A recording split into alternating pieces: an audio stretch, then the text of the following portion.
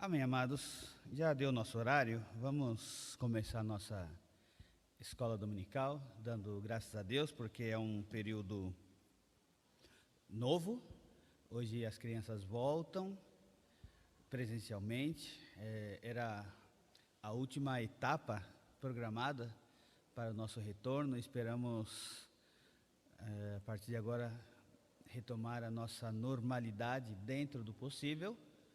E dando graças a Deus, porque é maravilhoso estar na casa do Senhor e a palavra de Deus assim nos diz que é bom e agradável que os irmãos estejam juntos. É um grande privilégio.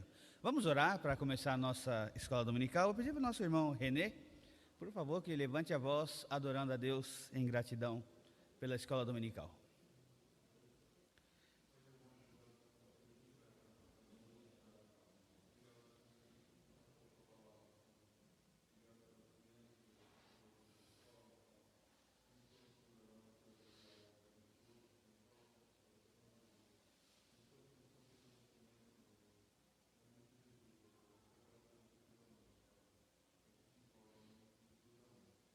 Amém. Então, a lição de hoje é a mensagem de Isaías, é a nossa revista, e estamos vendo a identidade do povo de Deus. A lição é a número 9 da nossa revista, e devemos entender algo importante, porque nós somos chamados como povo de Deus, isso é um grande privilégio.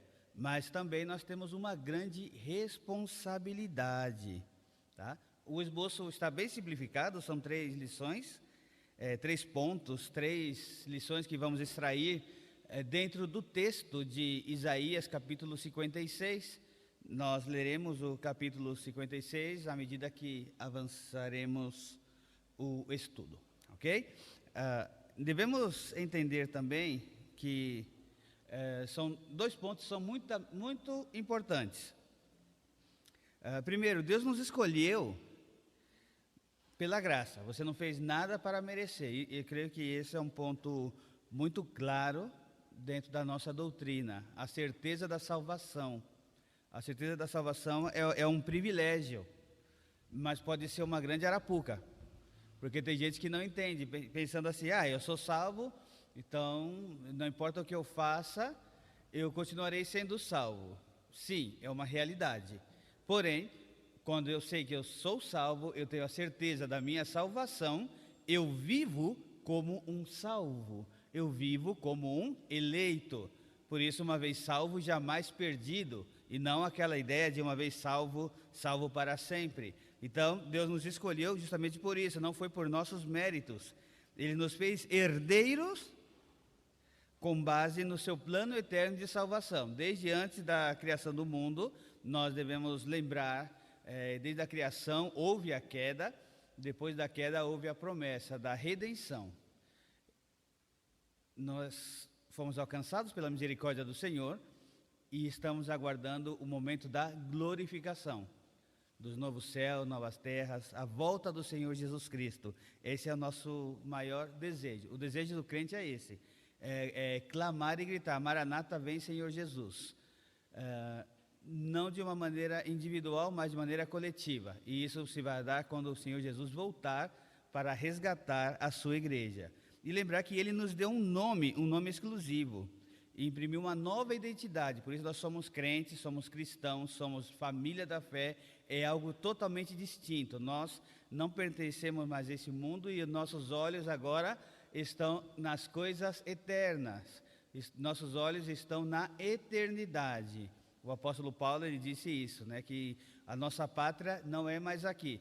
Porém, nós ainda devemos continuar nesse mundo, apesar de tantas lutas e aflições, mas conscientes que aqui ainda não é o final. Por isso, nosso desejo é a eternidade.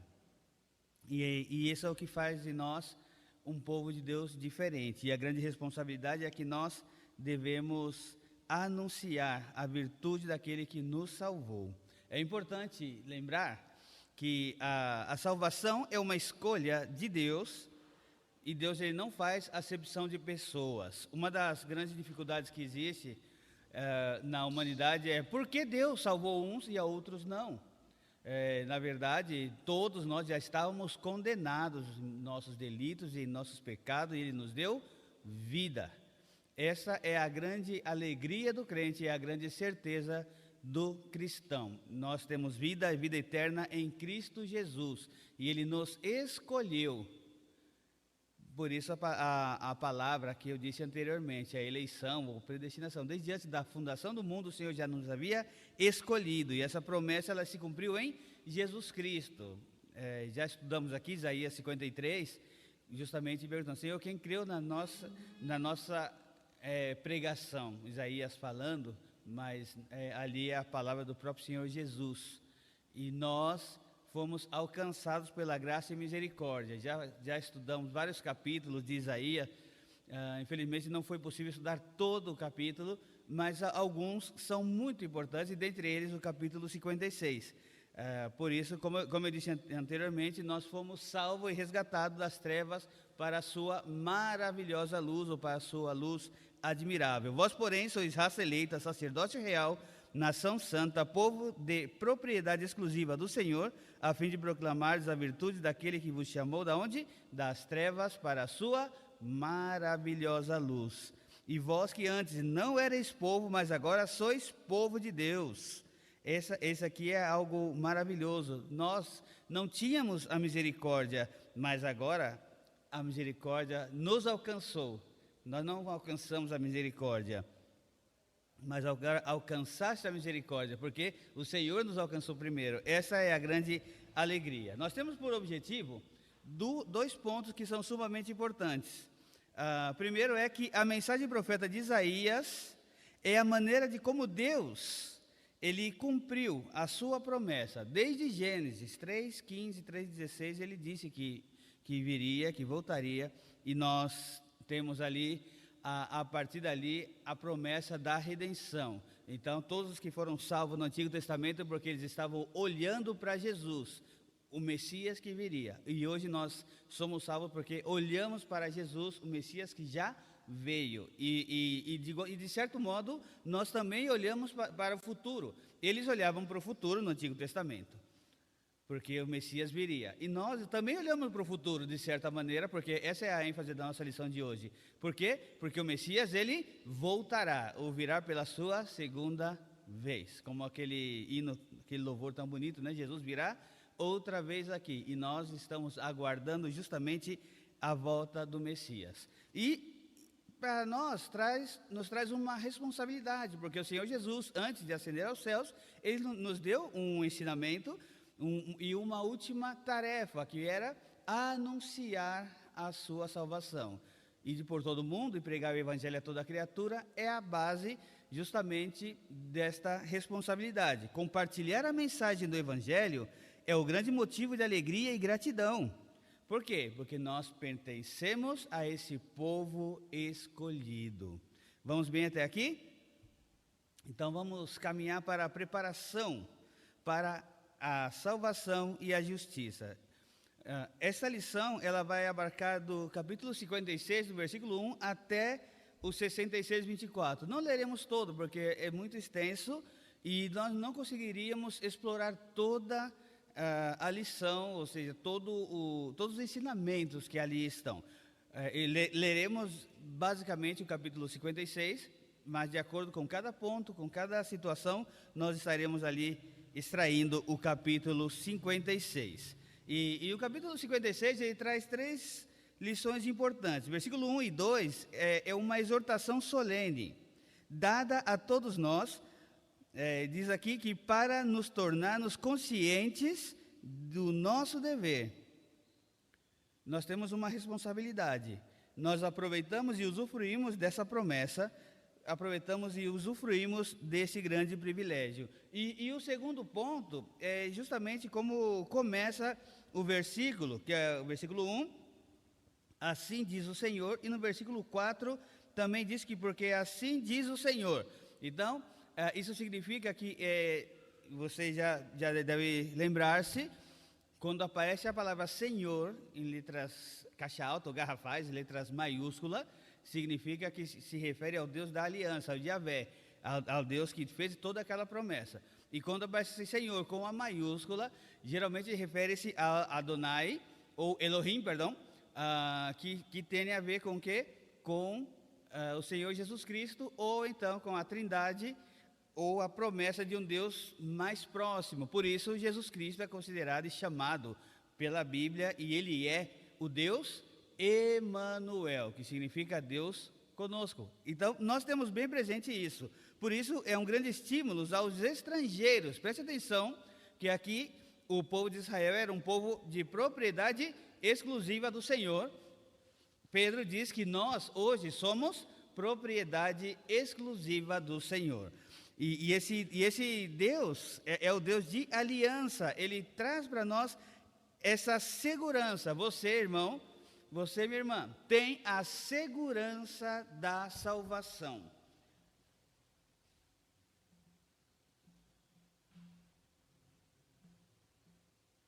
A segurança de que você um dia, mesmo sendo estrangeiro, porque não temos judeus aqui, nem descendentes de judeus, então isso aplica para todos nós, o goim, que é famoso, né, lá, a palavra lá do hebraico, que todos aqueles que não pertencem ao povo de Deus. Nós não pertencemos ao povo de Israel.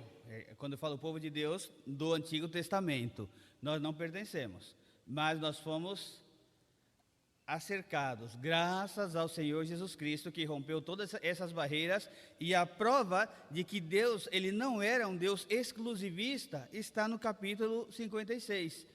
Temos outros capítulos, mas o 56 ele é muito interessante, porque no versículo 3 até o versículo 8 nós vamos tratar sobre isso, mencionando de que o nosso Deus, Ele desde antes, Ele já havia desenhado a salvação para todos os povos, não era exclusividade do povo de Deus. Se bem que os judeus, eles tinham essa consciência, mas eles criam assim: ó Deus, abençoa-nos e todas as famílias da terra serão abençoadas. Você tem lá o Salmo 67, o Salmo 95, 96, anunciar entre as nações a tua glória.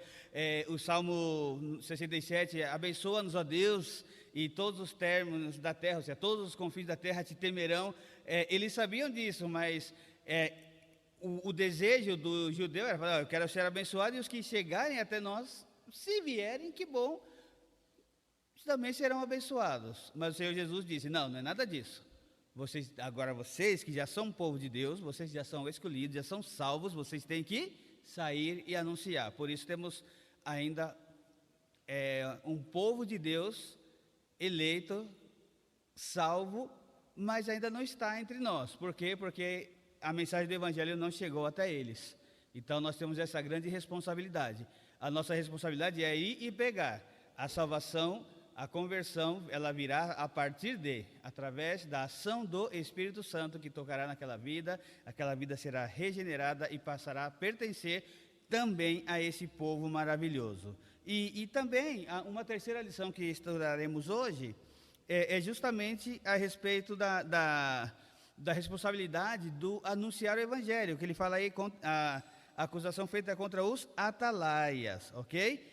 Devemos prestar bastante atenção, por quê? Porque o atalaia era aquele que estava atento com a vinda do inimigo. Se ele dormisse como sentinela, ele teria um grande problema.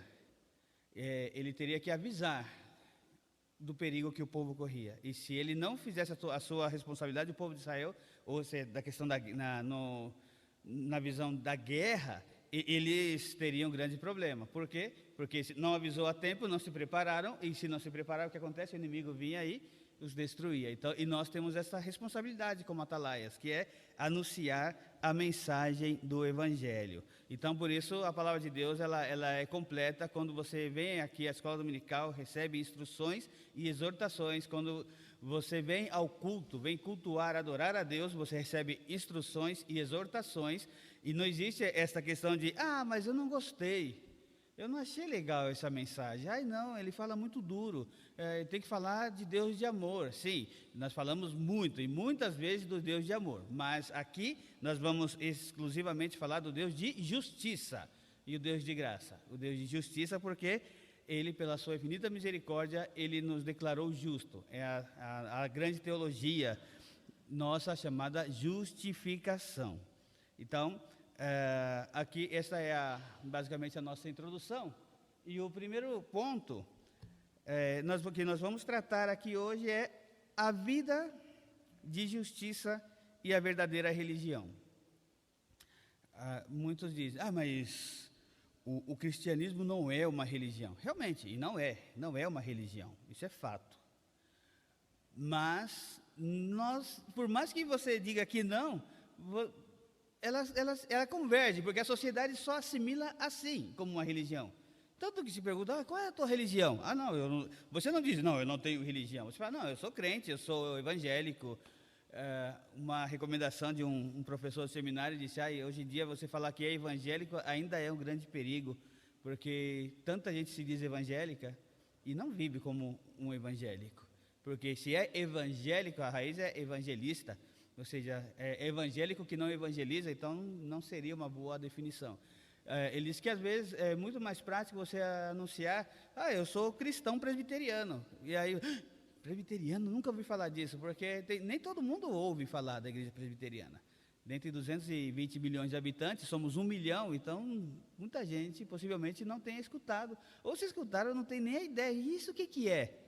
Aí você tem a oportunidade de anunciar, fala, olha, nós somos cristãos, que temos a nossa Bíblia como a única regra de fé e prática, e seguimos, porque nós cremos que somente a Escritura, ou sola Escritura, somente a Escritura, a palavra de Deus, ela é o nosso princípio regulador de vida, ou seja, nós vivemos de acordo com aquilo que está escrito na palavra de Deus, ponto. É simples de explicar. Por quê? Porque se você fala, mas todo mundo é crente, fulano também diz que é crente, como é que ele vive? Entende? E nós devemos ter muito cuidado. Inclusive, a lição de hoje, nós vamos tratar a respeito do bom testemunho também, ok? Versículos 1 e versículo 2, já oramos, já demos a nossa boa introdução. Então, vamos aí no primeiro ponto, a vida de justiça e a verdadeira religião. Começa, como eu comentei anteriormente, com o oráculo, ou seja, com aquela definição, assim diz o Senhor. Toda vez que você vir na Bíblia, assim diz o Senhor, significa que é palavra de Deus.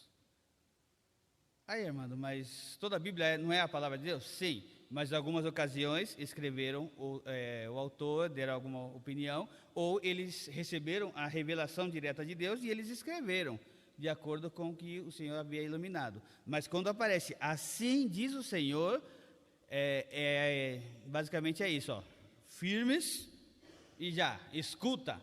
Não tem aquela coisa de, eu gostei ou eu não gostei, eu entendi. Não, é o Senhor que disse e eu devo obedecer. Por isso começa com, assim diz o Senhor, mantende o juízo e fazei justiça.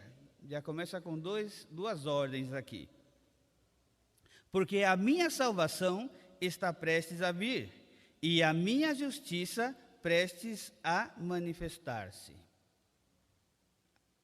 Versículo seguinte diz, bem-aventurado o homem que faz isto, e o filho do homem que nisto se firma, que se guarda de profanar o sábado e guarda a sua mão de cometer algum mal. O sábado aqui nós vamos tratar daqui a pouquinho, mas se você observa, o Senhor ele começará a agir e aqueles que estão dentro do povo de Deus serão considerados bem-aventurados, serão felizes. Então, o primeiro chamado do Senhor é para a retidão. Nós somos chamados para ter uma vida reta. Lembra que eu falei, quando você diz, eu sou um cristão, você está dizendo, olha, pode olhar para mim, porque eu vivo de acordo com a palavra de Deus e trato de ser o mais fiel possível, porque não podemos ser 100% fiéis, infelizmente, porque ainda somos pecadores, mas hoje nós podemos não pecar. Nós temos essa capacidade, porque o Espírito Santo ele trabalha na tua vida e ele te avisa se você está no caminho certo ou não. Não é assim? Então hoje você pode caminhar em retidão, porque se você caminha como todos caminham, como o mundo caminha, como as pessoas aí fora caminham, alguma coisa vai estar fora de ordem. Então, sinal que você não entendeu. E o Senhor, Ele faz o primeiro chamado, que é para o chamado à justiça e à retidão. Uma exortação solene dada a todos nós para nos tornarmos conscientes do dever, quando esperamos ter benefício dessas promessas. Versículos 1 e versículo 2, observe novamente aqui, quando ele disse, porque minha é a salvação, diz o Senhor, né? E minha é a justiça, e estou prestes a manifestar-se, porque Jesus Cristo ainda não havia manifestado. Vamos olhar aqui dentro do contexto futuro. Ele estava anunciando quem? Quem viria para estabelecer a justiça e dar o direito de estar na presença de Deus? Porque todos pecaram, então todos estavam destituídos, longe da presença do Senhor. Ninguém poderia estar na presença do Senhor. Nós já estudamos aqui Isaías, lembra quando ele teve aquela visão maravilhosa do templo? Meus olhos viram o Senhor. Qual foi a reação dele? Ele disse, estou morto. Ou seja, ele sabia que ia morrer, ele sabia que a qualquer momento. Lembra que já tratamos aqui também a respeito dos sumos sacerdotes? Eles eram a única pessoa que podia estar uma vez ao ano no único lugar ali maravilhoso, exclusivo, somente para eles, no Santo dos Santos. Ele tinha uma roupa especial, inclusive lembra que no pé tinha aquele chocalhinho, né? Porque ele não podia estar assim, estático, ele devia estar em movimento, intercedendo, porque era o sacerdote, e mesmo sendo sacerdote, lembramos, ele não era perfeito. Então mas ele tratava de fazer tudo da maneira mais perfeita possível, e ali estava. E quando alguns viam ao Senhor, eles não resistiam e morriam. Só que você não podia entrar, porque se entrasse, o que acontecia? Também ia morrer. Então eles tinham uma cordinha amarrada. Quando o pessoal está escutando lá, opa, está tudo certo, ficou quieto. Será que teve uma visão de anjos ou de Deus? Não sabemos. Demorou muito, começa a puxar a cordinha. Quando vê, a pessoa estava morta. Gente, era terrível. Imagina se fosse assim hoje. Aconteceu algumas ocasiões, na Bíblia menciona, né? Quando Ananias e Safira tentaram enganar ao Senhor, o Espírito disse que morreu na hora. Gente, que situação. Zacarias, quando ele viu ao Senhor e duvidou, ele ficou mudo, ainda bem. Imagina se ele tivesse morrido. Ninguém ia saber que ele havia recebido a promessa do Senhor. Então, o Senhor nos deu este privilégio, que o Senhor Jesus, ele rompeu o véu de cima para baixo, e nós temos hoje a liberdade de estar na presença do Senhor. Por isso hoje nós não temos altar, não temos sacrifício, porque o único sacrifício, o Senhor Jesus, ele é mais do que perfeito e é suficiente para ontem, para hoje e até a sua volta. Então, por isso devemos estar conscientes de tudo isso. Lembrar que o Senhor anuncia a razão de que se guarde juízo. Agora, é aquela situação, guardar o juízo e praticar a justiça. A salvação se cumpriu em forma plena com o nascimento de Jesus. Agora, a pergunta que eu faria... perdão, estou passando aqui, nem passei para vocês, né? É que eu ainda preciso voltar à nossa antiga realidade, que era muito melhor. Mas agora já está aí. A salvação se cumpriu em Jesus Cristo, e a pergunta que eu faço é: qual deve ser a resposta do povo quando sabe que o Senhor está avisando que virá justiça, mas vocês devem praticá-la?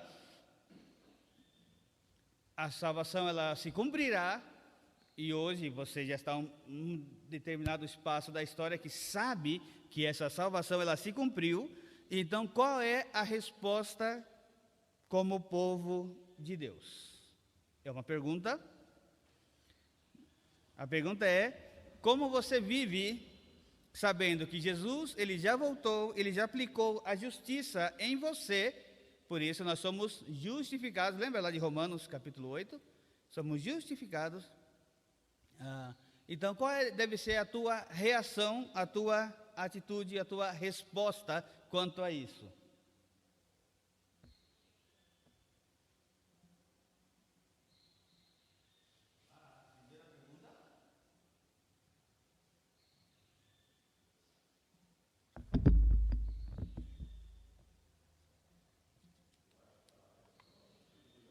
Pega o microfone porque está muito baixo.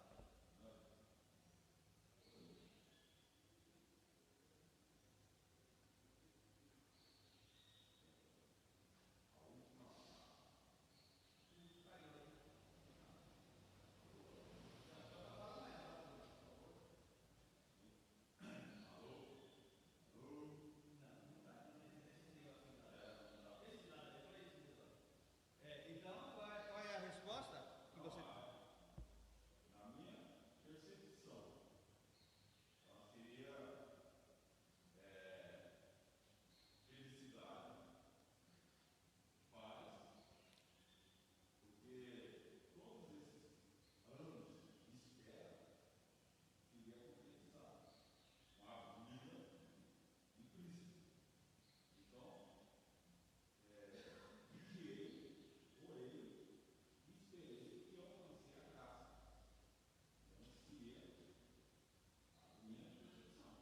Uhum.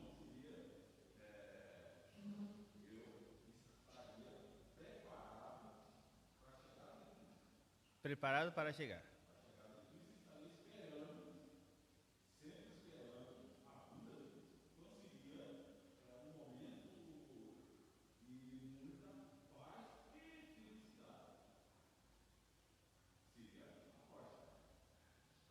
Uhum.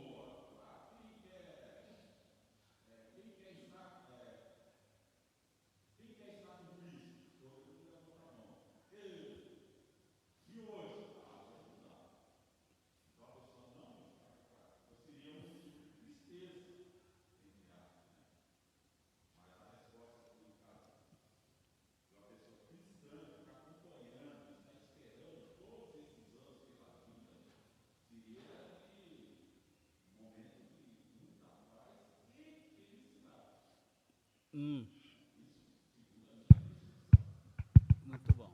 Alguém mais? Paz e felicidade. Deve viver em paz, tranquilidade. O que mais? Levanta a mão e passaremos o microfone, porque quase não escuta. Quem? Quem decidiu? Ninguém mais? Ninguém sabe o que dizer? Resposta? Eu acho que... O que eu tenho que fazer? Se você sabe que Jesus já veio, você já foi justificado, nenhuma condenação há sobre ti, qual seria a tua atitude hoje? Anunciar o Evangelho.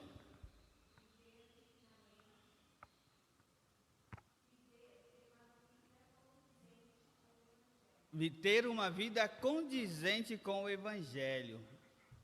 Alguém mais? Arrisca algo? Todas as respostas estão corretas, estão na mesma direção. A Yara, ela estudou, porque a resposta dela foi exatamente o que está aqui. Você tem que ter uma vida digna, condizente com o Evangelho. Lembra que eu disse? Tanta gente diz que é evangélica, mas vive tão sorrateiramente, com todo respeito, que não dá nem para falar que é irmão em Cristo. Dá até vergonha de falar, não, ele é crente, mas é de uma denominação diferente. Não é isso. Porque quem não é crente, quem não é cristão, quem não é salvo, quem não é nascido de novo, quem tem os olhos carnais e não conhece os assuntos espirituais, ele vai olhar todo mundo no mesmo pacote. É tudo crente, é tudo igual. Crente é tudo a mesma coisa. Entende a diferença? Nós temos que viver de acordo com a nossa salvação. Viver de acordo com os princípios, viver de acordo com os ensinamentos de nosso Mestre. Em outras palavras, condizentes com a nossa justiça. Nós somos justificados, mas nós somos, além de justificados, uma outra palavra mais ou menos parecida, em outros aspectos, nós fomos perdoados de todos os nossos pecados. Sim. Então, Armando, teve um debate uma vez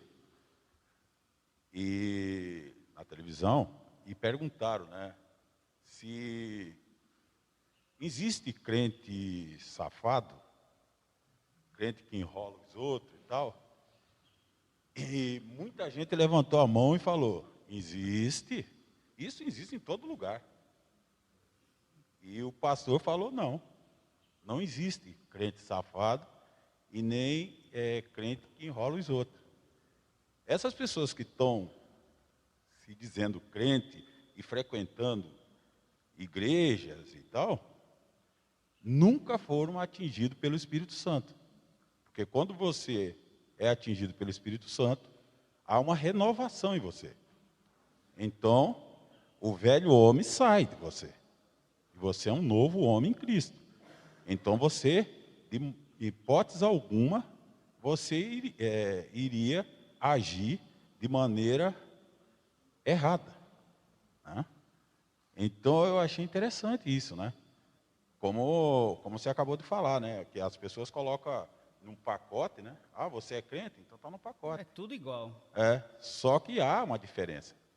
Né? Porque se você recebeu o Espírito Santo verdadeiramente, você é outro homem. Né? Então você é o crente. Você é o cristão. Né? Então é isso que eu queria colocar. Muito bom. É o princípio do cristianismo. Quando o homem ele é regenerado, que é uma ação única e exclusiva do Espírito Santo, ele toca naquela vida, aquela pessoa ela é transformada. Paulo, ele escreveu e confirmou dizendo que com Cristo estou juntamente crucificado. Já não vivo eu, mas Cristo vive em mim. Esse viver que eu tenho na carne, eu vivo pela fé no Filho de Deus que me amou e assim mesmo se entregou por mim. Então ele está dizendo assim, olha, o Espírito Santo tocou e transformou. Então, infelizmente, existem pessoas que se dizem crentes, mas não são. Por quê? Gente, parece algo tão... então nós somos exclusivistas? Não, nós somos povo de propriedade exclusiva do Senhor. Ou você é crente ou você não é crente. Gente, como dói quando você ouve, mas aquele fulano, que crente picareta. Gente, não pode existir um crente picareta. Ou é crente ou é picareta. As duas coisas não combinam. Então, nós devemos ter o bom testemunho. Por isso, somos o bom perfume de Cristo. Em Provérbios, ele vai além, dizendo assim, imagina um frasco de perfume bem cheiroso. Ai, que lindo, que maravilhoso. Mas imagina um frasco de perfume bem cheiroso e caiu uma mosca lá dentro. Você não vai usar mais, porque vai ficar fétido, né? Fedido. Sim. Armando, até como igreja mesmo, né? Dar o bom testemunho, né? A gente já comentou algumas vezes, até no nosso grupo familiar, nós estávamos nessa construção aqui do lado, e o seu Claudomiro, né, aquele jeitão dele, conhecia todo mundo, brincava com todo mundo, a gente pegava o material de construção aqui na pracinha ali, hoje é Okinawa lá, antigamente era Okinawa, como que era antigamente? Eu não lembro o nome, aqui um depósito tem aqui na praça. O Gomes? Aqui. Não, em frente ao Gomes ali, do outro lado. E o Claudomiro tinha amizade lá, até com a dona lá, na época era a dona Helena, uma japonesa, e o seu Claudomiro pegava lá e o seu Nelson acertava por quinzena, cada 15 dias, né, ele ia lá e acertava, no final da semana, ia lá e acertava o que nós pegávamos lá. Então anotava, porque estava a construção que toda hora precisava comprar alguma coisa, e aí ele ia lá e pegava.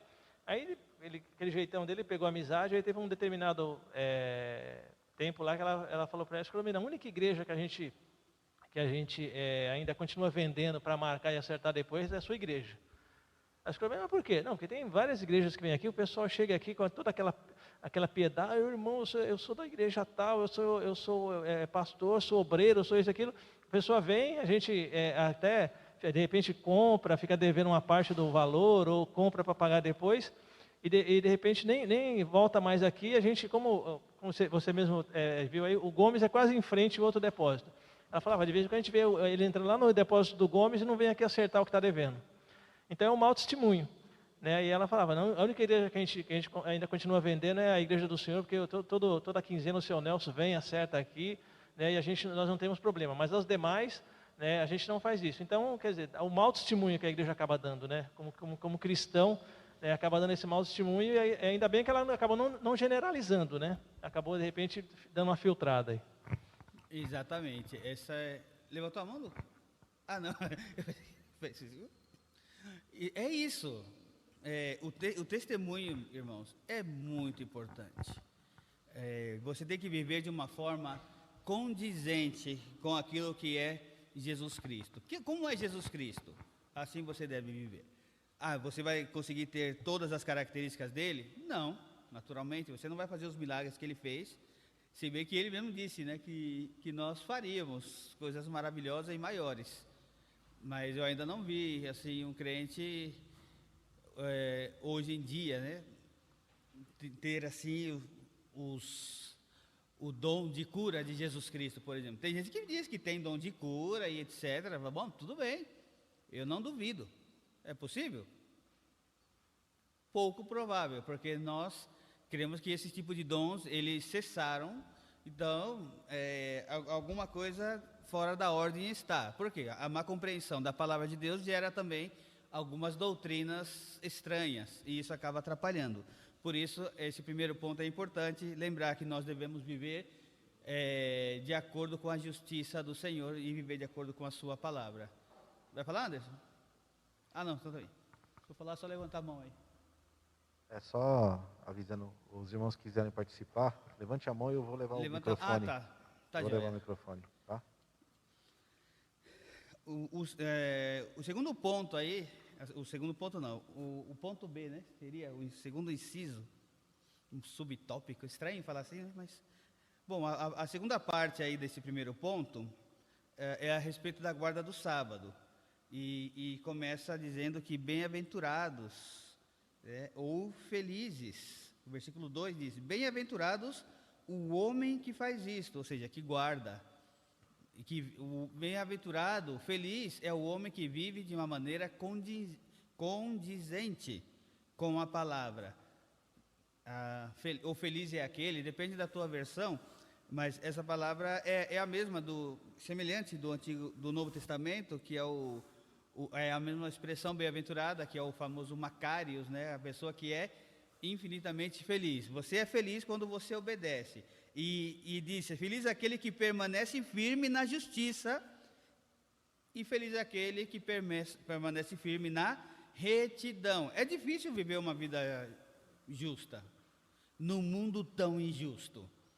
É difícil você ter uma vida reta, íntegra, num mundo tão corrompido. É difícil, mas não é impossível. Por isso nós lutamos, por isso nós, como muitos dizem, estamos como que na contramão do mundo. Nós estamos nadando contra a correnteira. A correnteira está todo mundo indo para lá e você é o único que está querendo ser diferente no teu trabalho. Mas por que só você quer ser diferente? Não é porque só eu quero ser diferente, é porque aqui eu tenho que viver condizente com aquilo que eu creio. E é algo maravilhoso, é justamente isso. Quando você dá o bom testemunho, e nós reconhecemos entre nós o bom testemunho de cada um. É natural, e para nós não é nada surpreendente. Inclusive quando alguém diz: mas porque eu fiz isso no trabalho e as pessoas se surpreenderam. Tantos exemplos que foram dados aqui. Mas é maravilhoso quando quem está fora observa o bom testemunho e diz: uau, você realmente é diferente. Ali é a chamada, a brecha para que você anuncie. Você também pode ser diferente. A única diferença que há entre nós é que eu tenho a Jesus Cristo como meu único e suficiente Salvador, e a sua palavra é o caminho que eu sigo. Você pode ter isso. Aí você anuncia a palavra. Aquela pessoa, sendo eleita, o Espírito Santo vai tocar e ela vai ser transformada. Ok? Guardar o sábado e praticar as obras. Gente, está no mesmo nível de ser justo e reto. Para facilitar a nossa vida, eu coloquei aqui a confissão de fé de Westminster, só um ponto, não coloquei toda, mas só esta, e é interessante o nosso sábado, que hoje é o domingo, o Senhor ressuscitou no domingo, e toda aquela transição que nós já conhecemos, por isso nós guardamos hoje o domingo do Senhor. E disse assim, né, que esse domingo, ou seja, o nosso sabá, que significa dia de descanso, por isso é sábado, não é porque é o sábado literal, como tem até uma religião que guarda somente o sábado. Mas tá bom, guarda todo sábado. E os outros mandamentos, não precisa guardar? Né? Nós guardamos o sábado, que é o 4º mandamento, e guardamos o 1º, 2º, 3º, 4º, 5º, 6º, 7º, 8º, 9º, e o 10º mandamento, guardamos as leis e o código de santidade, guardamos as instruções registradas na Bíblia. E ele diz assim: este sábado é santificado ao Senhor, quando os homens, tendo devidamente preparado os seus corações e de antemão ordenado os seus negócios diários. Também diz aí, e não só guardam, mas durante todo o dia, está falando aqui a respeito do dia de hoje, domingo, é um santo descanso das suas próprias obras, palavras e pensamento a respeito de seus empregos seculares. Ou seja, você trabalha porque precisa de uma manutenção. Bom seria se nós fôssemos como tempos antigos, onde você não precisaria trabalhar tanto, mas infelizmente o mundo que vivemos, ele vai sendo tão acelerado que você precisa de uma forma de sustento para a família. Por isso você sai para trabalhar, mas você não tem assim uma divisão dentro do teu corpo, do teu código de ética. Bom, hoje é domingo, eu sou crente, ó Senhor. Não é isso. E segunda-feira, não importa. Eu sou médico, mas, olha, é domingo e eu não vou. Olha, mas tem um paciente morrendo aqui. Sinto muito, hoje é dia do Senhor. É assim? Não pode ser assim. Mas devemos guardar esse dia santo. Não só guarda durante todo o dia santo, o descanso de suas próprias obras, palavras e pensamento a respeito dos empregos seculares e recreações. Mas o domingo é o único dia que eu tenho para descansar, por isso eu vou ao shopping. É pecado ir ao shopping aos domingos? Não é que seja pecado, mas você vai perder muito tempo e você vai se distrair. Não sei se eu cheguei a falar aqui em alguma escola dominical ou foi em algum grupo familiar, que eu tenho um professor que ele é tão radical em relação ao domingo, que ele dizia assim: tudo que você faz aos domingos é para a glória de Deus. Um dos professores diriam: olha, no domingo você não pode nem pedir pizza. Que, pastor, por que não? Mas eu não estou cozinhando. Mas você está obrigando alguém a trabalhar por você. Aí você vai colocar um funcionário para trabalhar, vai colocar o pizzaiolo, a recepcionista, até o patrão vai ter que comprar. O domingo o crente não poderia pedir pizza. Olha só, é radical ou não é radical? Aí você tem um crente que trabalha, olha, a tua folga ela é escalonada e você vai ter que trabalhar de domingo aqui na pizzaria, aí a pessoa vai e trabalha. E domingo ela está trabalhando porque, inclusive, o crente pede pizza. Isso é radical? Deixo no ar para vocês. Um outro professor disse assim: olha, o domingo ele é tão importante que tudo que você faz é para a glória de Deus. E aí ele disse assim: comer uma feijoada no domingo é para a glória de Deus?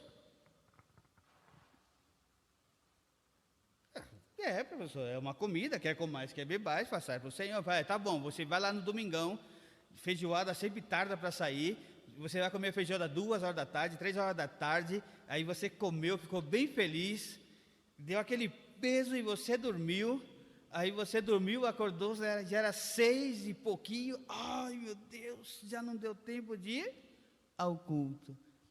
E aí, nos dias atuais, né? Tudo bem, assistimos online. Não, mas não é assim, a pessoa acordou, até que ela desperte, perdeu o tempo, não é verdade? E já não dedicou o domingo do Senhor, o momento de culto ao Senhor. Por quê? Porque comeu uma feijoada. É só um exemplo. Eu não estou falando aqui que você seja radical ao extremo, mas que você pense nas coisas que você faz. Por exemplo, eu fui convidado para a festinha, 3 horas da tarde no domingo. Uau, legal, mas aí você não fica só até as 4, 5. E você vai esperar cortar o bolo, e às vezes o bolo é cortado às 6, 7, e você já não chegou ao culto. E aí você diz: tudo bem, domingo que vem eu vou. Será que existirá o domingo que vem?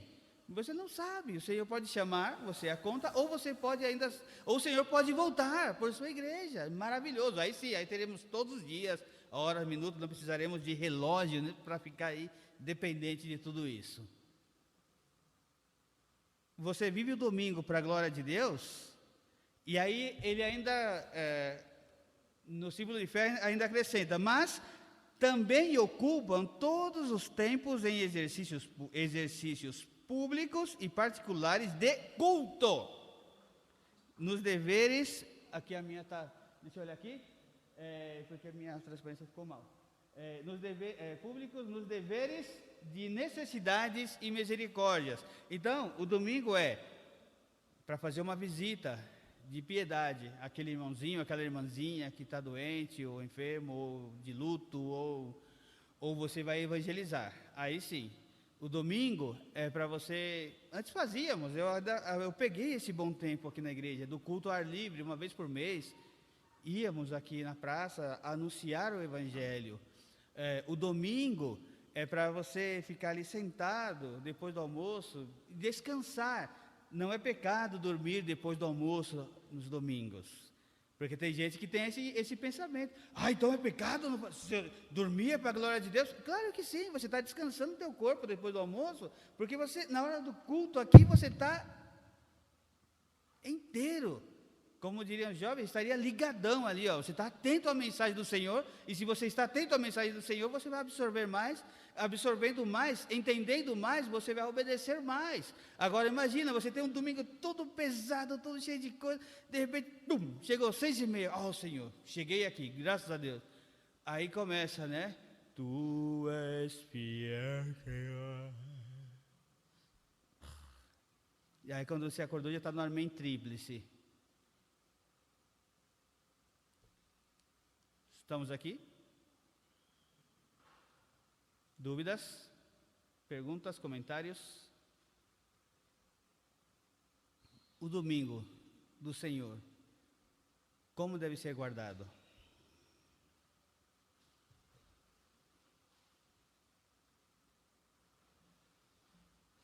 Nós temos guardado o domingo do Senhor como se deve? Temos sido fiéis ao dia do Senhor? Eu coloquei só alguns pequenos aspectos, mas aqui diz que feliz, que bem-aventurado aquele que guarda. Inclusive, não é o tema da lição, naturalmente, mas você pode ler, inclusive, o capítulo 58 de Isaías, que vai falar a respeito da guarda do domingo. Ali é a observância do jejum, mas ele também vai falar a respeito da obediência ao Senhor. Como nós temos dedicado o domingo do Senhor? Temos sido programados para fazer as coisas corretamente? Ou, não, o domingo é o dia único dia para fazer tantas coisas. Realmente, eu entendo, às vezes a pessoa só descansa aos domingos. Então ela tem que dedicar um pouquinho mais, mas ela dedica o tempo para a glória de Deus. Porque existe um outro contraponto de pessoas que dizem, mas todos os dias são do Senhor. Ok, mas tem um princípio que diz, se todos os dias são dia do Senhor, então nenhum dia é do Senhor. Por quê? Se todos os dias são do Senhor, você guarda todos os dias do Senhor como deveria guardar o domingo? Todos os dias nós vivemos para a glória de Deus, mas o domingo é um dia diferente, é um dia dedicado a estar na casa do Senhor. A escola dominical é esse reforço da adoração ao Senhor. Porque se não houvesse escola dominical, o que estaríamos fazendo agora, exatamente, nesse momento? A grande maioria dormindo. Ou como não tem escola dominical, então vamos ao shopping, vamos ao parque, vamos fazer um bate-volta, né? A gente chega lá rapidinho, a gente sai de lá 3 horas da tarde, chega aqui para o culto. Mentira, você vai pegar a imigrante toda travada, você vai chegar em casa 8 horas. E já não cultuou ao Senhor. Cuidado com o dia do Senhor, os pequenos detalhes, porque se você descuida o dia do Senhor, você vai acabar descuidando da comunhão com o Santo. Descuidando da comunhão com o Santo, descuida da palavra. Descuidando da palavra, você vai descuidar dos princípios. Descuidando dos princípios, você vai viver como uma pessoa comum aí fora, não como um cristão. Que Deus nos ajude.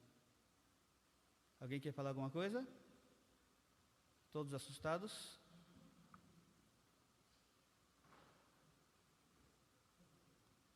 Então vamos lá, avançamos. A terceira parte desse ponto fala de algumas implicações. A primeira dela, a respeito da guarda do sábado, lá na criação. Adão, ele tinha o trabalho dele, o Senhor havia dito, né, olha, você vai dar nome. Então, Adão tinha muito trabalho, porque imagina toda a natureza, você ter que dar nome dos animais, aves, do oceano, dar nome às plantas. Era um bom trabalho, ele estava ali. E em um dado momento ele acabou descuidando. Não sabemos quando nem porquê, em quantos anos passaram isso, a ponto de encontrar Eva ali, triste, chateada, sem nada para fazer. A serpente chega ali, você não pode comer desse fruto porque você vai ser igual a Deus. E então ela descuidou do relacionamento com Deus. Ela disse, não, eu não quero ser submissa, eu quero ser igual. E aí o que aconteceu? Veio a queda. E todos pecaram. Descuidar de assuntos espirituais é a mesma atitude de Eva, que tentou ser igual a Deus. É quando você diz, mas eu também tenho meus direitos. Que direitos nós temos como servos? Porque nós somos servos de Deus. Nós temos liberdade em Cristo? Sim, mas não deixamos de ser servos. Não confundamos as duas coisas. E você encontra a questão também lá no Decálogo, porque tem o 4º mandamento. E se você não guardar nem o 4º, será que você vai conseguir guardar o 5º, que é honrar pai e mãe? O 6º, 7º, 8º, não matar, não roubar, não assassinar, né? Seria a tradução mais literal. Será que nós conseguiríamos? Será que nós seríamos íntegros quando diz não mentirás, né? Não dirás falso testemunho? Não cobiçarás? Será que nós guardaríamos? Se não consegue guardar nem o 4º mandamento, que é um dia de descanso no Senhor, para ser assuntos do Senhor, é muito forte e é muito difícil. Teve um puritano, George Silwick, aí está aí, quem sabe falar, que leia. Ele diz assim, é o teu dever, olha só, teu dever é descansar o dia inteiro da piedade e do trabalho mundano. Lembra que naquele tempo eles tinham esta divisão, ok? Do sagrado e profano. Mas nós entendemos que hoje nós somos uma coisa só, somos integrais. Ou seja, você é a mesma pessoa aqui e no trabalho. Então, ou seja, o que ele se refere aí é de guardar dos assuntos que não são assuntos celestiais, assuntos ao céu, assuntos do reino de Deus. Por isso ele coloca a expressão aí mundano, ok? Então, também é empregar o dia inteiro na adoração. Olha só, ele está falando no ano de 1627, onde ele nasceu, até o 1673, naquela época, olha só qual era o pensamento. E aí, como que eu posso guardar o domingo? Ele nos dá algumas boas sugestões, né? Ou seja, orando, lendo, ouvindo, cantando, meditando, conversando, não é assistindo Faustão. Graças a Deus que acabou o Faustão, né, gente? Mas vai entrar outro para atrapalhar a nossa vida. Futebol 4 horas da tarde, eu gosto de futebol, mas não é bênção futebol 4 horas da tarde, porque ele nos distrai e muito. Ouvindo louvores, cantando, meditando e conversando com quem? Com o outro, sobre as obras de Deus, ou sobre a palavra. Sabe que naquele tempo o culto era na parte da manhã, geralmente 7, 8 horas da manhã, 9, 10 e até quase meio-dia. Eles chegavam em casa, almoçavam e iam fazer o bate-papo. Mas sabe qual era a conversa do momento? A pregação da palavra. Olha, o pastor pregou sobre isso hoje, e rapaz, eu não tinha pensado assim. Mas olha, mas também está o texto bíblico, diz isso. Eles conversavam sobre a palavra de Deus. O culto, termina o culto do domingo, a conversa na porta da igreja era, irmão, eu preciso me consagrar mais, porque olha, a palavra ela veio dura. Aí termina o culto, qual é a tua palavra? Ah, teu time perdeu. Ai, o que vai acontecer na novela amanhã? Será que fulano vai morrer? As conversas são assim. Ah, você viu lá no WhatsApp que fulano compartilhou? Eu não estou julgando ninguém, porque eu também caio nessas tentações. Mas eu estou dizendo que o que deveria ser o domingo do Senhor, dentro das implicações de uma vida religiosa, de acordo com a palavra de Deus. Anderson, você levantou a mão? Levanta. Não, eu estava lembrando, né, que você estava falando do ponto da questão de, se eu não guardo o sábado, será que eu guardo então os outros mandamentos? Em Tiago, capítulo 2, diz o seguinte: se vós contudo observais, versículo 8, tá? Se vós contudo observais a lei régia segundo a Escritura, amarás o teu próximo como a ti mesmo, fazeis bem. Se todavia fazeis acepção de pessoas, cometeis pecado, segundo arguidos pela lei como transgressores. Pois qualquer que guarda toda a lei, mas tropeça em um só ponto, se torna culpado de todos. Então, ou seja, ou você tem os 10 mandamentos, se está lá, é para ser cumprido. Se você cumpre um e não cumpre o outro, você transgrediu todos os outros ao mesmo tempo. Exatamente. Não tem como escapar. Não, infelizmente é isso. Então, é uma vida íntegra diante do Senhor. Como temos vivido o domingo do Senhor? Eu tenho um desejo no coração, quem sabe um dia dará, até conversei com o Anderson sobre isso. Tem um livro que fala a respeito do domingo do Senhor. Se chama Catecismo de Heidelberg. E são 52 lições, uma para cada domingo. Aí nós estávamos conversando sobre esse material. Quem sabe poderíamos adotar como escola dominical. Imagina o ano inteiro falando a respeito do domingo. Será que você ia aprender? Não. Só se você faltasse muito. Mas nós temos uma boa frequência, então aprenderíamos e bastante. Mas não para ser fariseus hipócritas, ou como essa denominação que guarda somente o sábado. Não é isso.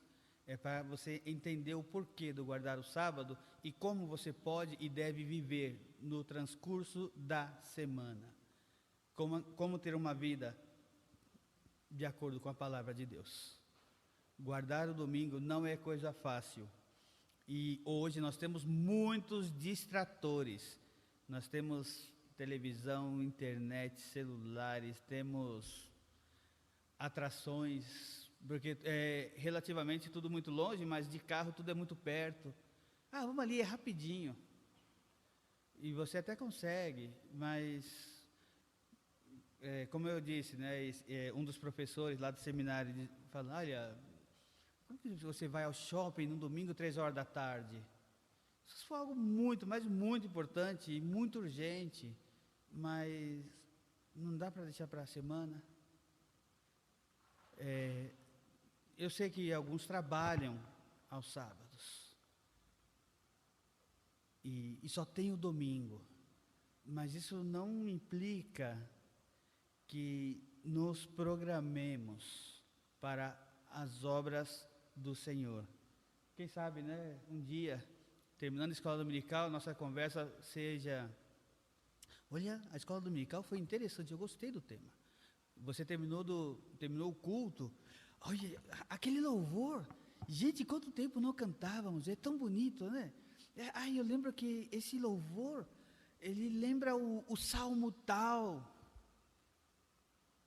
Quem sabe um dia as conversas pós-culto sejam conversas espirituais, edificando uns aos outros, tem a ver com isso.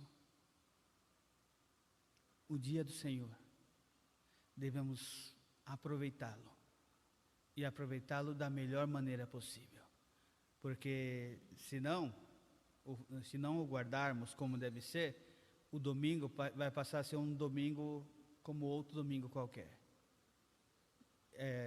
As atividades de sábado, às vezes, complicam a nossa vida.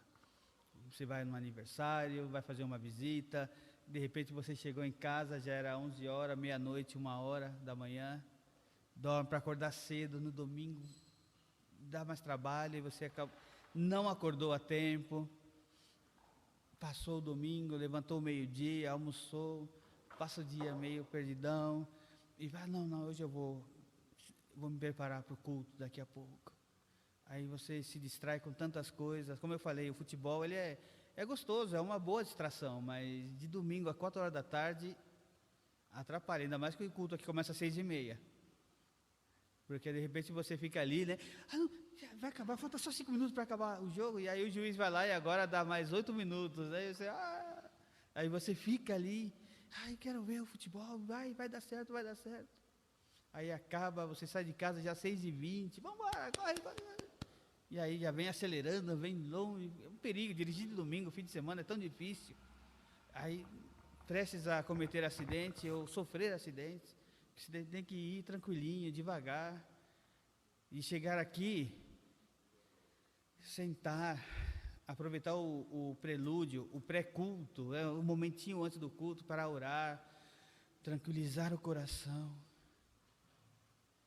para que quando comece você já está aqui atento aos assuntos espirituais, não a tua mente acelerada ali pensando quem ganhou a dança dos famosos. Entende? Gente, o domingo, ele é uma bênção, mas ele tem muitas arapucas. Devemos tomar muito cuidado. O segundo ponto, ele vai falar a respeito dos estrangeiros. Deixa eu deixar aqui para vocês de uma vez. A situação dos estrangeiros e eunucos. Naquele tempo, eles não tinham o direito de estar no lugar de adoração. Porque lembra que havia o Santo dos Santos, havia o lugar onde estavam os levitas, e também havia o lugar dos estrangeiros, mas era longe. Eles não poderiam estar próximos. Então, a questão dos estrangeiros, nós devemos pensar, né? Olha só o que dizia, né? Não permita que o estrangeiro, comprometido com o Senhor, diga, imagina aí, lamentando, o Senhor jamais me deixará fazer parte do seu povo. Por quê? Porque o povo era o povo de Israel, era um povo de propriedade exclusiva do Senhor. E não permita que o eunuco diga, olha só, o eunuco, daqui a pouco eu vou explicar, diz aí, sou uma árvore seca, sem filhos e sem futuro. O eunuco, ele não era casado e ele tinha essa situação. Então, Deus irá mudar a situação do estrangeiro e do eunuco, segundo o texto que nós estamos lendo, versículo 3, e eles serão aceitos na presença de Deus. Não somente o estrangeiro e o eunuco, mas todos aqueles que forem até Jesus Cristo. A salvação e justiça do Senhor é para todos. O Senhor Jesus, ele explicou o aspecto do eunuco, dizendo, né, que alguns nascem eunucos, ou seja, tem gente que nasceu e diz, eu não quero casar, eu quero ter uma vida para dedicar a assuntos celestiais. Era possível. Inclusive, quando se fala de eunuco, o Senhor diz, alguns foram feitos eunucos. Esse aí são aqueles que foram castrados. É isso mesmo. Daniel, por exemplo, era um eunuco.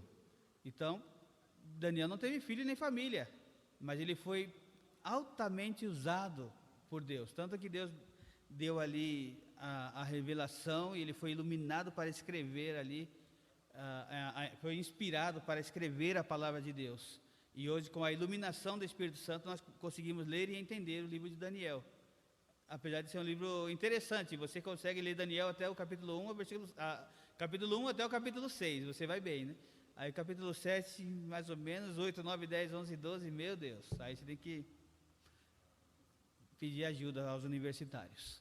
Então, é muito difícil. O Senhor Jesus, ele disse isso, que alguns são feitos eunucos por outros, e alguns mesmo se fazem eunucos, ou seja, eles não querem casar-se e não querem ter nenhum tipo de relacionamento com mulheres.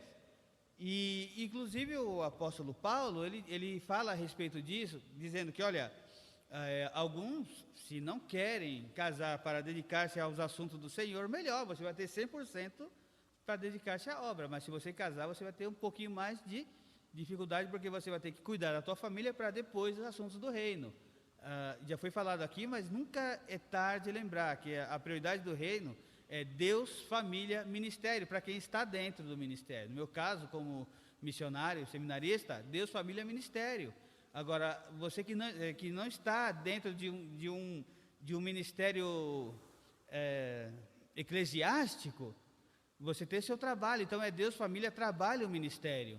Então, por que é Deus, família, trabalho? Você cuida da tua família, você cuida do teu relacionamento com Deus, cuida do trabalho e serve ao Senhor. Tem gente que vai, não, deixa tudo para servir ao Senhor, porque vai fazer... Não pode, seria irresponsabilidade. Porque depois a pessoa perde o trabalho e o que acontece? Eu deixei tudo por causa do Senhor, estou desempregado, e agora? Não, ninguém nunca disse que você deveria fazer isso. Então, tenha bem organizada tuas ideias, assuntos e prioridades. Não, então eu não posso participar da reunião de oração hoje porque eu trabalhei até mais tarde. Tudo bem, é entendível, mas você tem a opção de não trabalhar nesse momento? Tem. Então aí você sabe qual é a tua prioridade, é o dinheiro. Porque eu trabalho um pouco mais e eu ganho um pouco mais. Então devemos ter cuidado, muito cuidado com as prioridades do reino. Então, e o Senhor Jesus faz um alerta. Quem puder, aceite isso. Na verdade, irmãos, é muito difícil aceitar essa ideia, né, que ele nos deu. Quanto à questão do eunuco estrangeiro, está fácil. Daqui a pouco nós vamos voltar a esse aspecto para facilitar a nossa vida. Então, continuando, diz aí a segunda parte do segundo ponto, né, o ponto B aí, diz aí, promessas divinas aos estrangeiros e eunucos, versículo 4 ao versículo 7, observe, novamente começa com, assim diz o Senhor. O que significa isso? Eu já expliquei versículo 1. O próprio Senhor falou. Que é palavra de Deus, foi Deus que disse. Assim diz o Senhor. Então diz aqui, aos eunucos que guardam os meus sábados, escolhem aquilo que me agrada e abraçam a minha aliança, darei na minha casa e dentro dos meus muros, o quê? Um memorial, serão lembrados, irmãos. E um nome melhor do que filhos e filhas. Hoje você tem também um nome muito melhor. Hoje você é chamado de filho de Deus. Lá em Apocalipse diz que você vai ter um nome diferente. Nós não sabemos qual será e só você vai saber. Bom, até lá não sabemos. Mas hoje você tem um nome diferente. Hoje você é filho de Deus. Esse é o nome melhor que pode existir. E as tuas obras te acompanharão. E quando se diz memorial, é aquilo que você lembra da pessoa. Mesmo que a pessoa já tenha passado entre nós e já não esteja entre nós. Nós lembramos aqui de muita gente. Recentemente e até agora nós lembramos muito do nosso pastor Marco. E ele passou entre nós e deixou muita coisa boa. E qual é o memorial? Quanta coisa boa você lembra dele? E vai ficar por muitos anos. Enquanto você viver, você vai lembrar. Quando escutar o nome, é como você escutar hoje o nome Reverendo João Silva. O que vem à mente os que viveram e conviveram com ele? Quando você escuta presbíteros que passaram entre nós, recentemente presbítero Manuel, quantas experiências, quantos ensinamentos, quanta paciência, o exemplo, o memorial que temos dele, aquele homem paciente, tranquilo. Você nunca viu aquele homem bravo. São memórias que vai ficando. Aqui nesse caso, era para o eunuco, mas hoje isso aplica para nós também, esse memorial. E um nome melhor que filhos e filhas. E o nome eterno, esse aí nós não sabemos como será, né? Darei e nada, ou seja, ninguém vai saber como se chama e ninguém poderá apagar. Então, quando se diz memorial é isso, é você lembrar dos santos que nos deram exemplo aqui na terra, viveram entre nós, e como diz o autor de Hebreus, que o mundo não era digno. Então, nós podemos lembrar sim. Continuando os versículos, diz aqui, aos estrangeiros que se chegam ao Senhor, para servirem e para amarem o nome do Senhor, sendo deste modo servos meus. Olha só, estrangeiros chamados para ser servos, para ser chamados servos meus.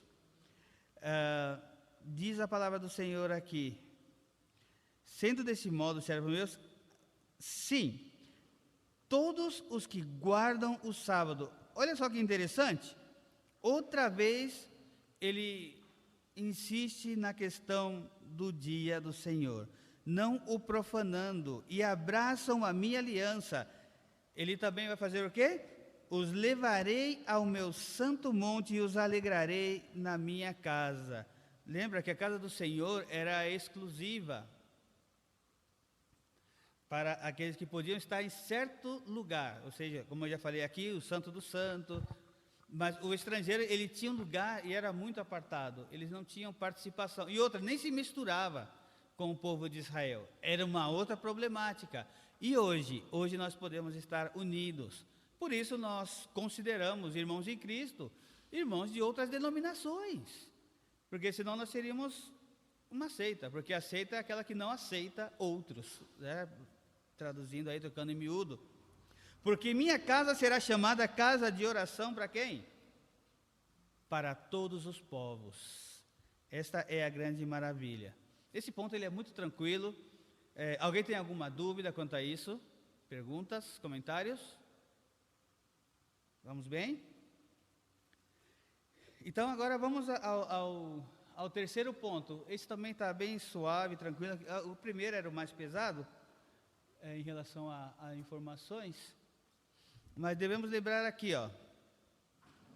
continuando lendo a palavra do Senhor, agora em Isaías 65, versículo 9, falando da identidade do povo de Deus, que é o título da nossa lição. Nós somos chamados para servir, tá? Eleitos para serem servos. Nós temos chamados, primeiro nós fomos chamados para a salvação, porque senão você não poderia fazer nada. Aí uma vez que você é salvo, você tem um chamado à obediência à palavra de Deus. Você é chamado para servir ao Senhor em sua casa. E você também tem um outro chamado, que é o chamado para sair e anunciar o Evangelho. Então, são muitos chamados. Alguns têm um chamado para a diaconia, outros chamado para servir no ministério pastoral, outros têm chamado para servir na música, não ministério, porque é o ministério de música, não é servir na música, porque apoiar, a dar o suporte à igreja para que juntos cantemos da melhor maneira e para que glorifiquemos ao Senhor com seus cânticos e adoração, porque a adoração não é somente no momento da música, a adoração é um momento constante em nossa vida, por isso nós oramos sem cessar, por isso nós vivemos com a mente de Cristo, com assuntos celestiais, por isso nós servimos ao Senhor dessa forma. Então, aos eleitos que foram chamados para ser servos, ou chamados para servir, assim diz o Senhor. Novamente diz aí, assim diz o Senhor. Quando diz isso, significa que foi Deus que disse.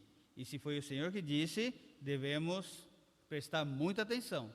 Toda a palavra de Deus nós devemos prestar muita atenção. Mas quando diz, assim diz o Senhor, você preste atenção redobrada. Assim diz o Senhor, que congrega os dispersos de Israel. O povo de Deus, naquele momento, estava no exílio, eles estavam fora, eles desejavam voltar à casa do Senhor. Então, eles estavam fora, por isso, estavam dispersos. Ainda congregarei outros aos que já se acham reunidos. O povo de Deus, ele voltaria devagar, com muita dificuldade, mas não era uma exclusividade do povo de Deus somente. O Senhor disse, outras nações também poderão estar reunidas. E esse momento ele veio mais para frente, naturalmente, mas esse momento chegou. Os meus eleitos herdarão a terra e os meus servos habitarão nela. Olha a palavra de Deus, que maravilha. Qual é o contraste disso? Que aqueles que não são povo de Deus, eles iam sofrer. O contraste é que foram destinados à espada, aqueles que não quiseram guardar o dia do Senhor.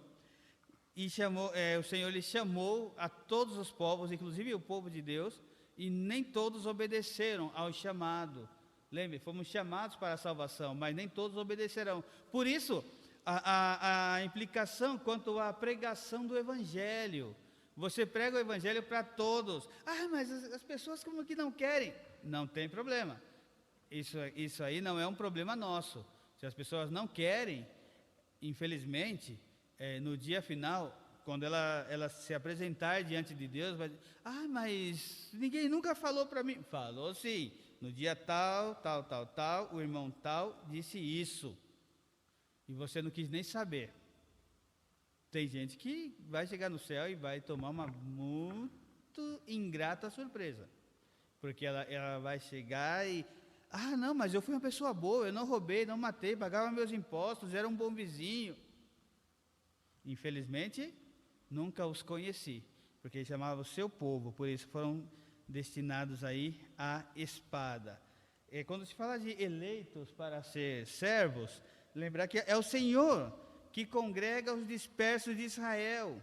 Isso significa que há esperança para o povo de Deus disperso. Eles estavam longe, eles ainda estavam para voltar para o caminho, mas sem esperança. Ainda assim o Senhor chamou, falou, olha, vocês virão sim. Inclusive, no momento da restauração, o Senhor Deus utilizou duas pessoas de uma maneira muito maravilhosa. Um deles foi Neemias, quando ele soube como estava o povo de Deus. Já era tempo de voltar e ele ficou triste. E o Senhor deu graça para ele sair da onde ele estava por um tempo, para a reconstrução do muro. Aí depois o Senhor levantou Esdras para que trabalhasse ali na construção do templo, e o povo estava desanimado, alguns decepcionados com Deus. Imagina aqueles que nasceram em cativeiro. A pessoa nasceu, depois de 5 anos de cativeiro, por exemplo, nasceu a criança. E aí agora ele tinha ali 65 anos, ele só havia ouvido falar do Deus de Israel, Deus dos seus pais, mas a vida dele já estava toda na Babilônia, ele já exercia seu ofício como pedreiro, carpinteiro, ferreiro. Tinham muitas atividades o povo de Deus, ele era um povo muito, muito sábio para esse tipo de trabalho, ou ainda, pouco provável, mas também, de repente, ali, trabalhando em rebanhos, vivendo como o povo de Deus, mesmo estando em terras estrangeiras. Porque lembre, quando o povo de Deus foi levado ao cativeiro, algo que descobri depois de um tempo em leituras, foi que não foi todo o povo para lá. O rei, ele mandava levar somente os melhores. Então, o pobre, a pessoa que tinha alguma deficiência física, cego, surdo, algum problema físico, eles não iam. Os velhos não foram. Esse tipo de pessoa, eles ficaram. Por isso, quando Neemias, ele recebeu a notícia, ele disse, não, o povo está lá, está triste, está decepcionado, está vivendo sem esperança. Encontrou ali um remanescente, mas era aquele povo pouco provável para fazer alguma coisa. Mesmo assim, Deus levantou aqueles que ali estavam, e os que voltavam porque tinham esperança, tinham lá seus 70, 80 anos, que conheceram Israel, eles voltaram. Mas quando eles chegaram lá, encontraram tudo muito bagunçado. Eu vou ficar aqui, eu vou voltar para minha casa. E eles queriam voltar para a Babilônia. Olha só que interessante isso. E os que chegaram, já não sabiam nem onde eram as suas terras, porque cada quem tinha suas terras. Não sabia, então era uma bagunça, porque outros já moravam lá, eu estou aqui há 50 anos, você vai falar que é teu? Imagina que situação, que confusão. Então eles estavam dispersos, e o Senhor chamava, alguns obedeciam, E o Senhor estava prometendo, olha, vocês vão voltar sim, vão trabalhar comigo aqui no meu povo, nós vamos reconstruir esse povo. E outros não queriam, e aí disse que aqueles que não queriam, o Senhor, diz a palavra de Deus, os destruía a espada. Se não quer voltar, então vai morrer lá onde você está.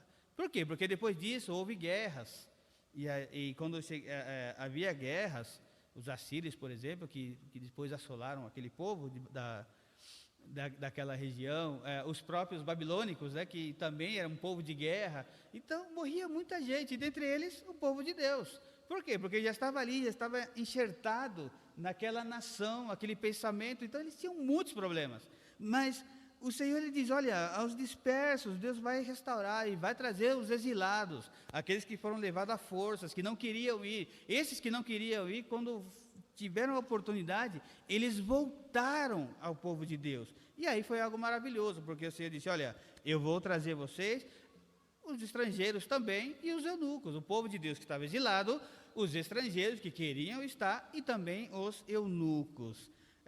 A palavra de Deus diz lá em Isaías 66, 22 e 23, tão certo como meus novos céus e nova terra, tão certo como meus novos céus e minha nova terra permanecerão, vocês serão meu povo. E está falando aqui para os estrangeiros e os eunucos, e também para o povo de Deus que estava exilado e que queria voltar, mas não sabia, não tinha a mínima ideia para onde ficar. Com o nome que jamais desaparecerá, e já falamos sobre isso, porque quem disse isso? O Senhor, porque assim diz o Senhor, toda a humanidade virá me adorar uma semana após outra, mês após outro. Quando será isso, gente? Será que tem data para isso? Quando Jesus voltar, estaremos com Ele no céu, continuaremos em adoração. Ok?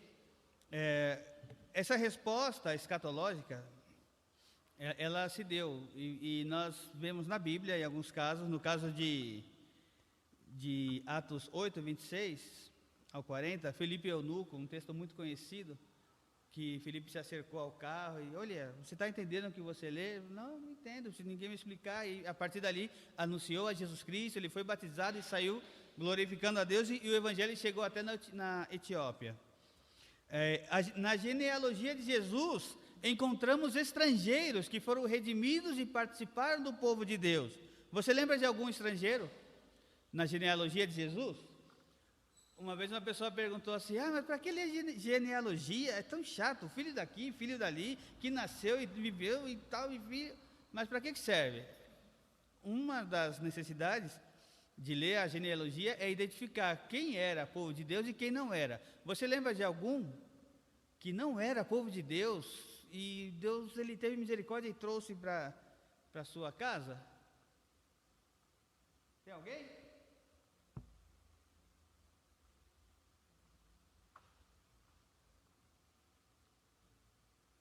Ninguém?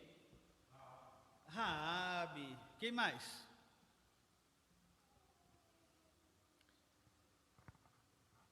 Tinha uma mulher que... Ruth. Ia explicar, espera. Tinha uma mulher, né?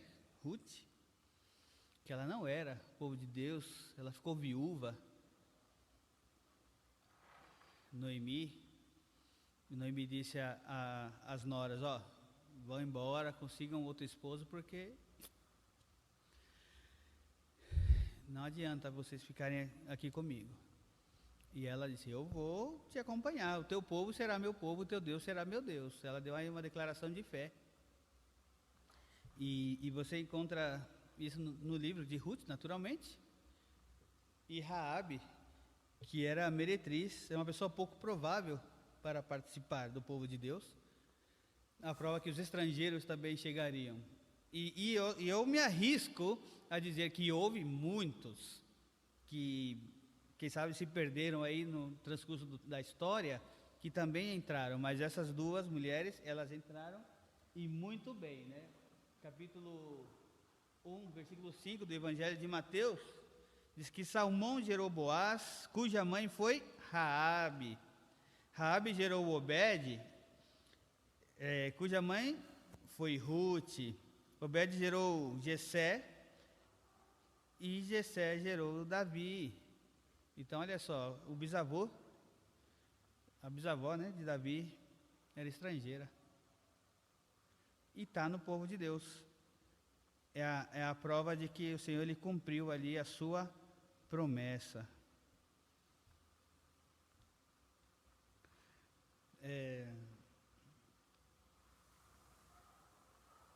Essa esperança vem para nós também. E nós? Como é que nós entramos nessa lista de estrangeiro? Mas a partir de Isaías 56. Bom, tá bom, mas como é que se deu isso? Porque hoje nós podemos estar no meio do povo de Deus.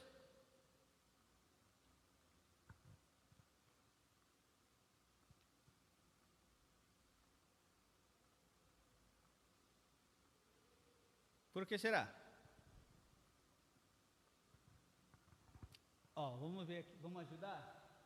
Nós éramos gentios. Lembra que gentios eram todos aqueles que não eram judeus, tá?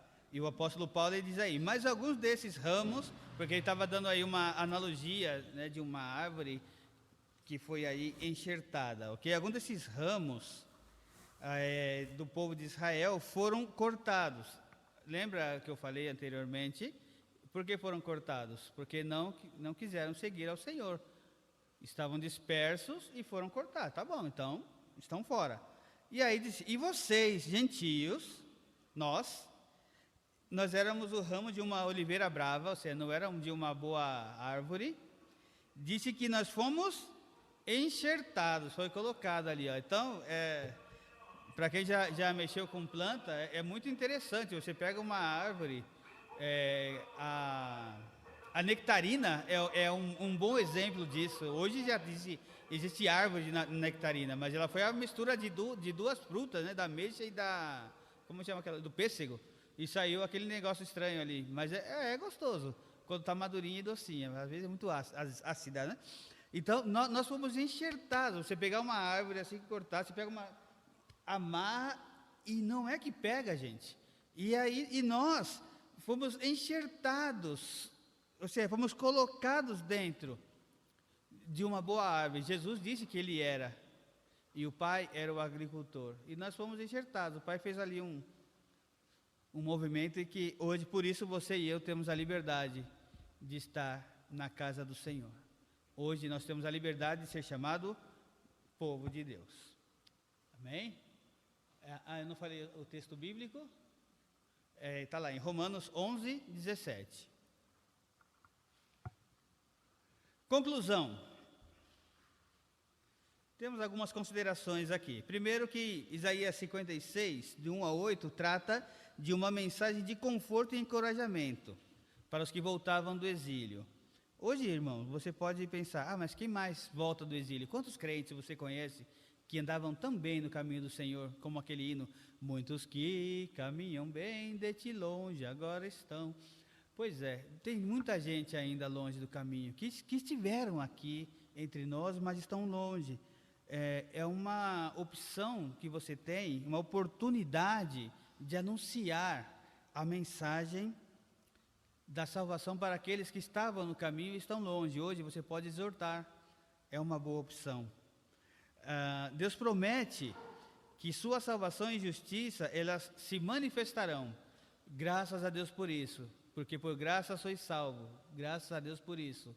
E nós somos justificados, pois, mediante a fé no Filho de Deus. Hoje, somos convocados por Deus para que vivamos uma vida condizente com a palavra do Senhor. Viva, meu irmão, como crente. Se você é crente, viva como crente. Se você é servo de Deus, viva como servo de Deus. É difícil falar isso, mas é necessário. Porque para isso você está aqui, e eu também. Porque quando nós estudamos a palavra de Deus, nós somos confrontados. E quando somos confrontados, devemos levar esse ensinamento também. Sabe para quê? Para que você viva de uma maneira digna do Evangelho. O apóstolo Paulo, quando escreveu aos Filipenses, capítulo 1, lá no versículo 27, diz, olha, viva de maneira digna do Evangelho. Eu posso estar perto ou longe de vocês, eu quero saber que vocês vivam firmes na fé evangélica. É assim, você vive bem aqui é fácil dar bom testemunho, mas e lá onde ninguém te vê? Isso chama integridade, viva de uma maneira integral, ou seja, completa, aquilo que você é aqui, você é aonde você estiver, você é na tua casa, no trabalho, na escola, faculdade, onde você estiver, você vai viver de maneira condizente, ou seja, de acordo com aquilo que você diz. A prática religiosa, guarda o dia do Senhor, por exemplo. Bênção da salvação e graça, também, ela é algo maravilhoso, porque é algo exclusivo do povo de Deus. O Senhor, ele tem coisas grandiosas. E a aplicação, eu tratei de trazer um texto que relataria tudo o que estudamos aqui hoje. Então, olhei novamente e ouvi vozes de milhares e milhões de anjos ao redor do trono, e também dos seres vivos e dos anciãos. Quanta gente estava ali, irmãos, diante de Deus. Diz que eles louvavam a Deus, cantavam com voz forte, ou seja, eles cantavam com vontade, louvavam a Deus assim, ó, abriam a voz, cantavam com voz forte, eles cantavam com a voz a plenos pulmões. Sabe quando você canta aquele hino que você gosta? É assim, cantar com alegria, cantar com gozo, com júbilo. Isso é o que eles estavam fazendo naquele momento. E o que eles cantavam? Digno é o Cordeiro que foi sacrificado de receber poder e riqueza, sabedoria e força, honra, glória e louvor. Depois, ouvi todas as criaturas do céu, na terra, e isso aplica para quem? Para o povo de Deus, eleito hoje. Mas lembra, o povo de Israel, que foi salvo, e aqueles que foram ajuntados, arrebanhados pelo Senhor. Por isso, hoje, nós somos ovelhas do seu prado, ovelhas do seu rebanho. Tudo, no céu e na terra, e debaixo da terra e no mar, todos cantavam. O que eles cantavam? Louvor e glória e poder pertence a quem? Àquele que está sentado no trono, aquele que pagou o preço. Por isso diz aí, ao Cordeiro. Jesus, ele é o Cordeiro de Deus, por quê? Porque ele pagou o pecado. Ele te deu a liberdade de estar na casa do Senhor. E hoje, para cantar, para louvar e para adorar, e por que não dizer... para todo sempre, Maranata, vem Senhor Jesus. Que o Senhor nos ajude e que possamos estar firmes na presença do Senhor. Oremos ao nosso Deus. Te agradecemos, ó Deus, porque o Senhor é um Deus tão maravilhoso e para sempre as tuas misericórdias. Te agradecemos porque esse é um privilégio que nós temos como teu povo, que aqui estamos reunidos em teu nome, para agradecer tão grande salvação. Não tínhamos o direito, Senhor, mas graças ao Pai, a tua palavra, porque quando lemos assim diz o Senhor disse e o Senhor cumpriu.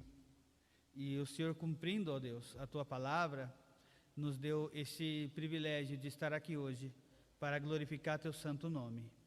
Te agradecemos, ó Deus, por cada servo teu aqui presente, por cada eleito, por cada salvo, por cada lar representado. Te agradecemos, ó Deus, e pedimos, no nome de Jesus, que tenhamos a consciência de viver de uma maneira condizente ao teu evangelho, à tua palavra, anunciando, ó Deus, aqueles que não te conhecem e vivendo, ó Deus, de acordo com aquilo que o Senhor nos ensinou através do teu Filho amado Jesus Cristo. Te agradecemos por tudo, ó Deus. No nome e pelo amor do teu Filho amado, Jesus Cristo. Amém.